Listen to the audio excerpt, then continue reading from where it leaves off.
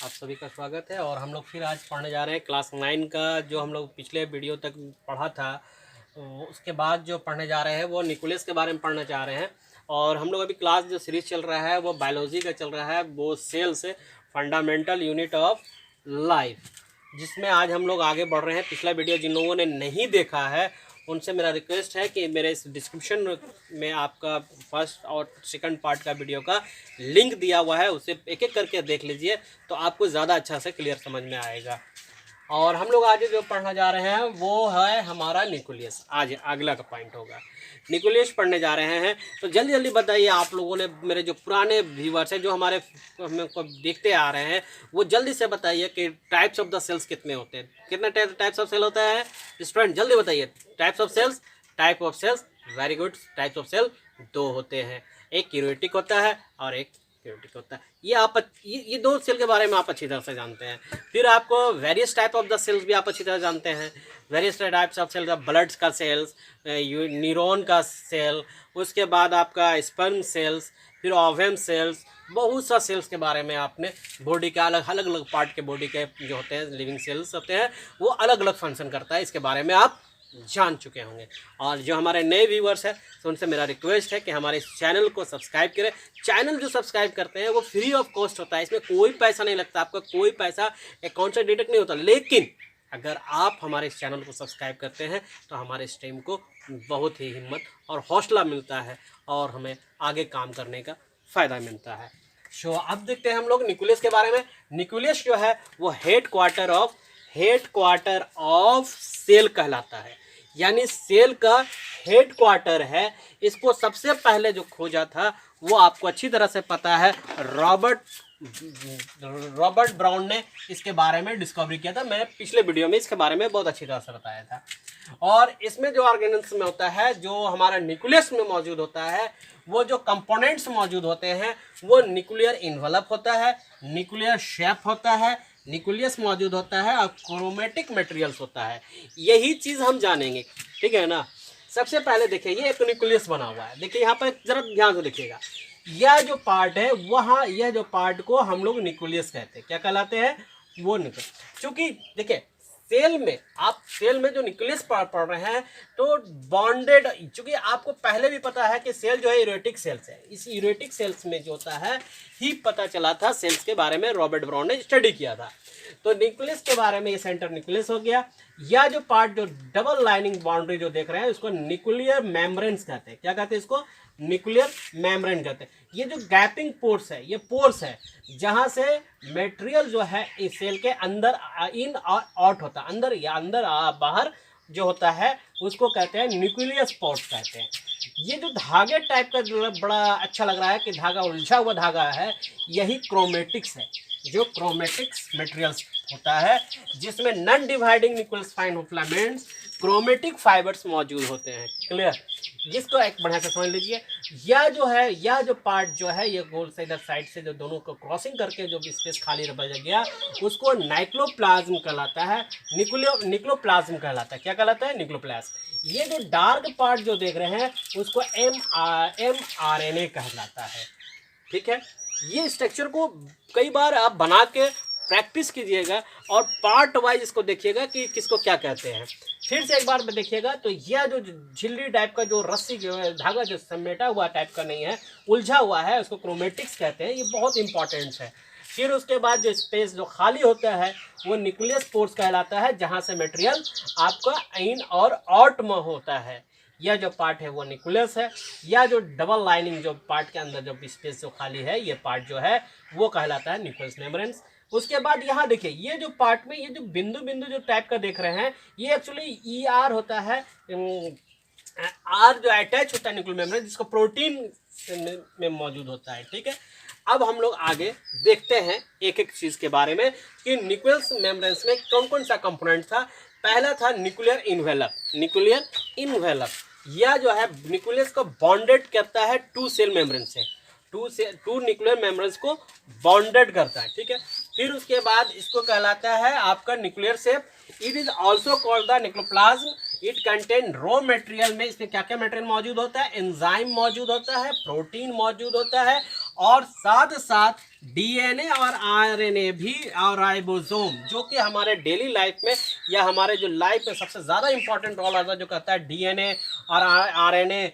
चूँकि आरएनए के बारे में भी आप जानते हैं, डीएनए के बारे में भी जानते हैं। डीएनए जो है वो जेनेटिक एक जनरेशन टू नेक्स्ट जनरेशन की ओर ट्रांसफ़र होता है। वो न्यूक्लियर शेप से ही क्रॉसिंग होके जाता है।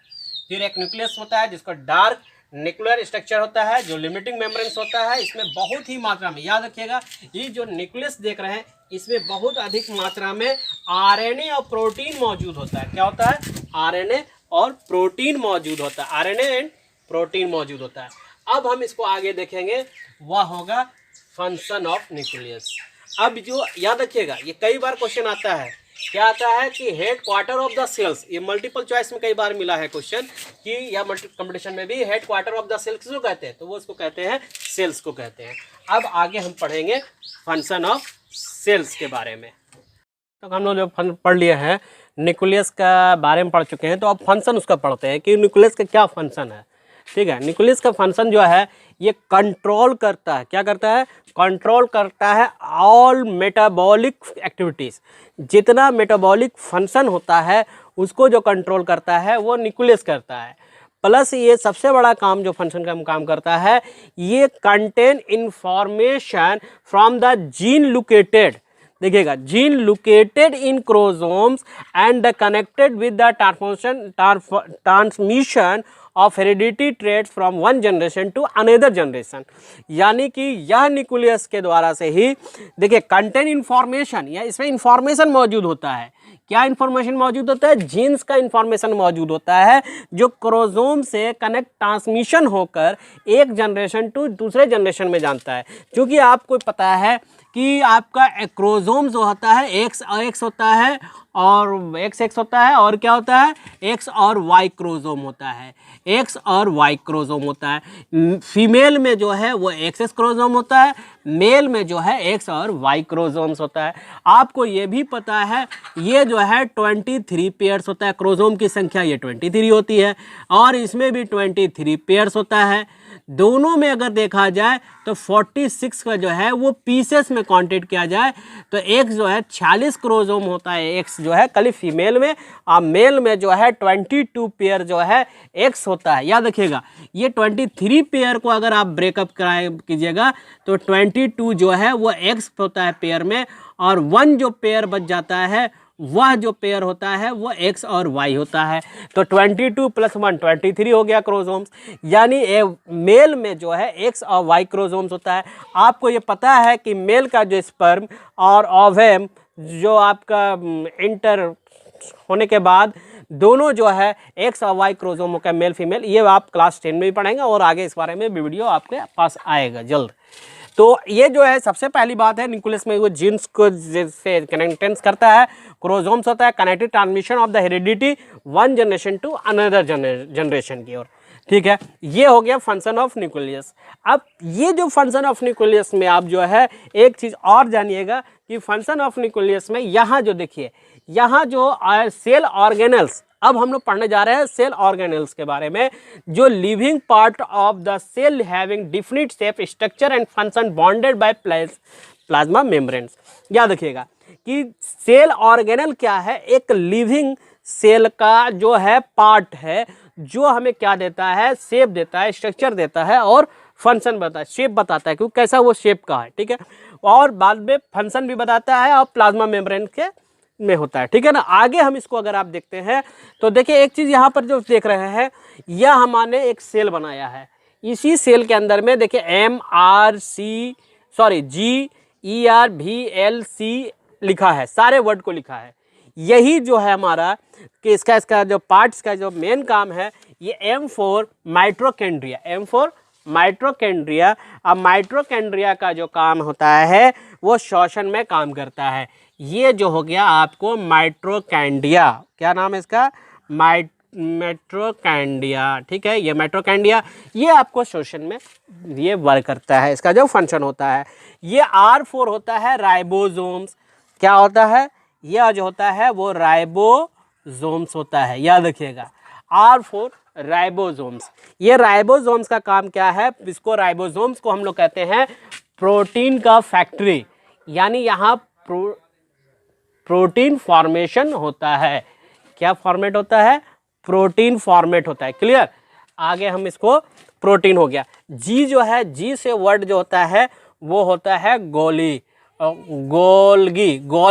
एपेटस।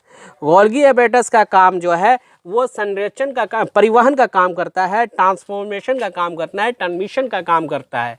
ये जी जो काम है, गोल्गी जो है बॉडी का जो ये पार्ट्स है ये काम करता है, वो काम करता है transmission of radiative one two another. फिर आप देखेंगे ई आर होता है। ई आर का फुल फॉर्म होता है एंडोप्लाज्मिक रेक्टिकुलम। ठीक है, ये रेक्टिकुलम होता है ई आर। इसका जो फंक्शन काम होता है, इसका जो काम करता है, कोशिका के अंदर जो है एनर्जी देता है। क्या देता है? एनर्जी देता है, यानी कि कोशिका के अंदर शक्ति जो अगर प्रोवाइड करता है एंडोप्लाज्मिक रेक्टिकुलम करता है। फिर अगर अगला पॉइंट है आपका भी से आपका होता है, ये आप देखो वोकोलेस, यानी VOCULOES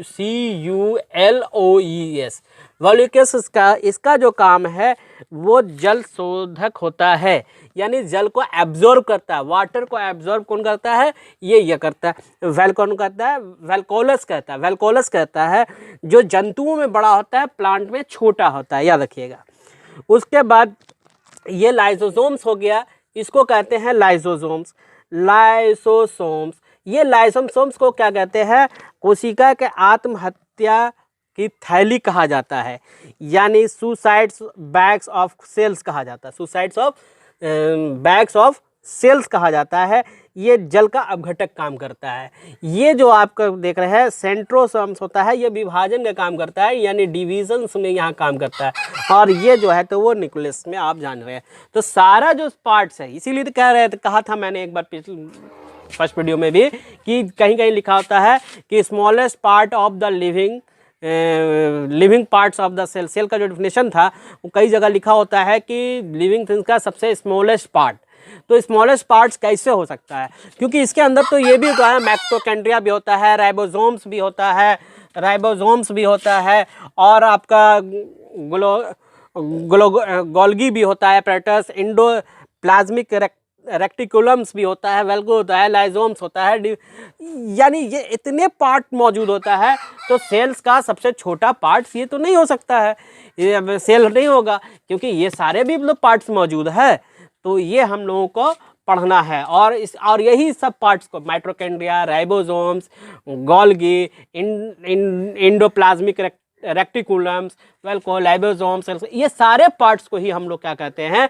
सेल ऑर्गेनल्स कहते हैं। अब अगले हम लोग इसके में जो पढ़ेंगे नेक्स्ट वीडियो में वो सेल ऑर्गेनल्स के बारे में एक एक का जो वर्क है और फंक्शन जो है वो हम पढ़ेंगे। ठीक है ना? इसी के साथ आपका आज का क्लास समाप्त होता है। वीडियो को शेयर करें, लाइक करें और हिट मारें, क्योंकि सब्सक्राइब करने का कोई पैसा नहीं लगता है। लाइक करके सब्सक्राइब करें। जय हिंद।